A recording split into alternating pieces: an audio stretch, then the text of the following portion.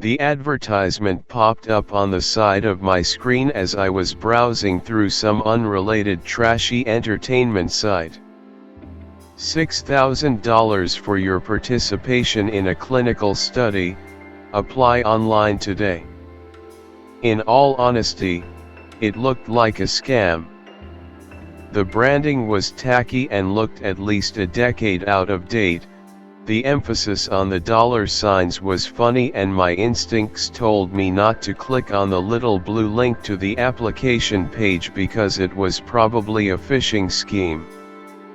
Still, though, I was bored out of my mind since losing my job a few weeks prior and thought it couldn't hurt much more than similarly sketchy stuff I'd clicked on in the past. Maybe I could even actually make some money.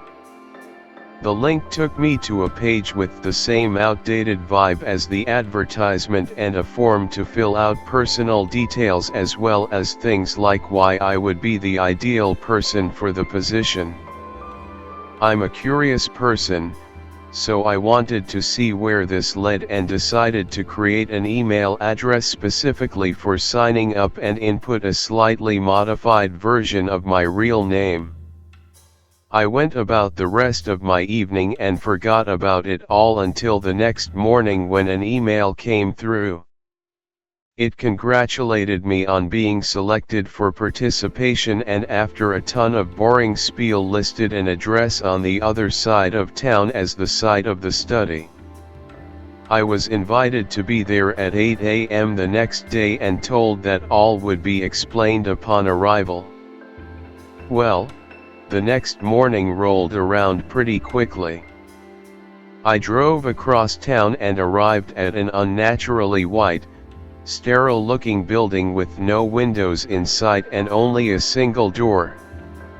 I walked in and was greeted by an older man with a wispy gray beard who said he was the head of the study and lead researcher and asked me to take a seat in the office behind him. He went over the online form and sign-up process to confirm I was where I was supposed to be, asked for my ID and then went on to explain what I was there for. To my surprise, he also told me that they had struggled immensely in finding a suitable candidate and would actually be paying me a substantially increased $100,000 upon completion of my duties. That was enough to pay off my car and my home, payments I'd been falling ever behind on in recent weeks. Enough for me to finally live a modest yet stress-free life. It was a psychological experiment, designed to provide the researchers with some insight into the logical processes of individuals when given the choice between a larger individual gain or a more modest collective gain. 6 participants would be given a choice between $20,000 and $1 million. If every participant chooses the smaller but still significant gain, they all win. If only one participant chooses the larger amount, they win the larger amount and every other participant loses. If more than one participant chooses the larger amount, all walk away with nothing. All participants are made aware of these rules at the beginning of the experiment. At its core, it was an experiment on human selfishness and human togetherness. Or even more simply, the proclivity of the human mind to gamble a smaller gain for a larger one. By the time it was all explained to me and I had signed the various consent forms and NDAs, it was midday and I was informed the experiment would be beginning. I was taken into an isolated room with camera footage of similar rooms presented on an array of television screens on the wall ahead of my admittedly comfy-looking chair. My role was to observe, nothing more. I was not introduced to any of the participants, I did not recognize any of them, and I was not involved in the logistics of the experiment in any manner other than watching those screens and noting down everything I saw. I was wished good luck. The door was quite oddly locked behind me and the experiment began. Each participant had 2 buttons in front of them, one with the lower amount of cash signaled on it and the other with the higher amount. They each had 10 minutes to press a button and were encouraged to take their time and take mental note of their thought process for the eventual decision. Participant 4 was the first to make their decision, almost immediately pressing the button labeled $1 million. Well, that didn't take long. I muttered under my breath whilst scrawling down notes on the apparent enthusiasm of the man. The remaining subjects took their time and seemed to consider their decisions much more. As I had suspected from their supposed hesitation, the others all elected to go for the lower, safer amount in a show of trust for their fellow participants. The 10-minute timer wound down to 0 and a loud buzzing sound played simultaneously through every screen I was watching. My eyes eagerly awaited any movement, but the participants all sat still and were also waiting.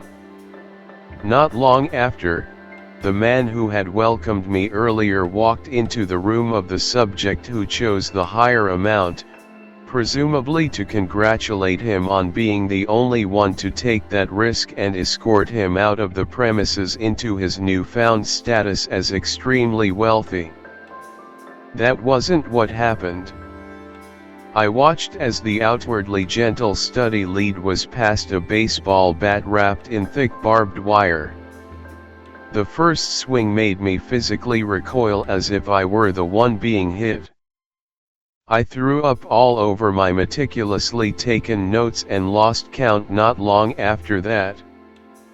Blood spewed across the room and brain matter was strewn across the remnants of the subject's body. They had beaten him with that bat until barely anything remained. He was unrecognizable. Nothing but a pulp of freshly exposed meat and bones. I looked at the other screens to see the remaining participants sitting as still as they had ever been, none the wiser to what had happened. Eventually, the man made his rounds to each of their rooms and they were escorted away from the view of my cameras. Considering the rules were horribly breached with participant number 4, I wasn't exactly hopeful they were given their freedom. But who knows? By the time my camera feeds were devoid of any participants less the bloody pulp on feed 4, I had gone into a state of delirium. Begging, screaming, and crying in an effort to be let out of whatever this twisted game was. They let me stew in there for what felt like hours before the lead researcher finally came in. The realization of what this was all truly about came in the moments leading up to his arrival. The participants before my eyes were never the actual experiment, I was. The offer of an increased payment was the true experiment. It was a test of what I would put up with for desperately needed cash. You see, I knew I could dismiss what I had seen and walk out of there with my reward. But that would have meant living with never telling a soul. Not the police, not my friends, nobody. Ever. Having the image of the thing that remained of that poor man etched into my mind, the blood-soaked, slimy hunk of meat berating my selfishness in an ironic display of anger. I protested and screamed with all my might. Told him I knew what this was all about. That he was a sick bastard and would get what he deserved. He stood there, unfazed. like he knew I was secretly considering walking away with the money in the midst of my rage. That's exactly what I ended up doing. I don't remember much of what happened next, almost as if I'd been drugged. I do remember eventually accepting their offer of walking away, though. I woke up in my apartment and instinctively picked my phone up from the nightstand by my bed. The clock read 9 o'clock. The date was the day after my ordeal. My phone buzzed with a new notification. Redacted bank, your deposit of $100,000 has been successfully processed. Thank you for your continued loyalty. The events of the day previous came back to me, and my body ran cold with both a primal fear of what I had witnessed and visceral disgust at my own actions. It has been a month since I took part in the experiment. My house is now wholly my property, as is my car. I have a comfortable life and my lack of employment will no longer be a problem for at least a little while. But I can't live with what I saw any longer. With what I did. I can't go to the police yet, either. If they found my account to be true, I would be thrown in prison too. For now, I have to settle on telling my story anonymously. To at least somewhat rid myself of this tremendous guilt. I can't handle that pile of flesh and bones berating my decision any longer. Terrorizing my every waking moment and waiting for me in every unconscious moment. I hope this can get it out of my mind. I need this to get it out of my mind.